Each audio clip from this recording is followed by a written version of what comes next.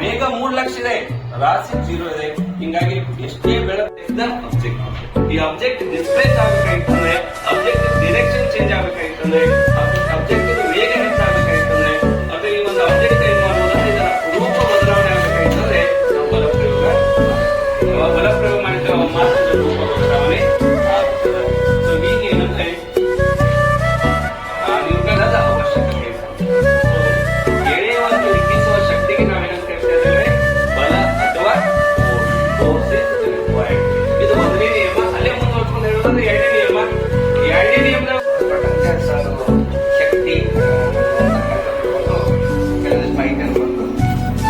ಸೈನ್ಸದಲ್ಲಿ ಇನ್ನೊಂದು ಕಂಟೆಂಟ್ ನಾವು ಒಂದು ನಲ್ಲಿ ವಿಜ್ಞಾನದ ಶಬ್ದಗಳಿಗೂ ವೈಜ್ಞಾನಿಕ ಶಬ್ದಗಳು ನಾವು ಕರೆಕ್ಟ್ ಆಗಿ ಬಳಸಬೇಕು ಅಂತ ನಮಗೆ ಫಾರ್ ಎಕ್ಸಾಂಪಲ್ ನಾವೆಲ್ಲದಕ್ಕೂ ವಸ್ತುಗಳು ಅಂತ, ವಸ್ತುಗಳೇ ಬೇರೆ, ನಿಜವಾಗ್ಲೂ ನಾವು ಏನ್ ಹೇಳ್ಬೇಕಂತ ದ್ರವ್ಯ ಅಂತ ಶಬ್ದ ಬಳಸ್ಬೇಕಂತ ಇಂಗ್ಲಿಷ್ ಮ್ಯಾಟರ್ ಅಂತ.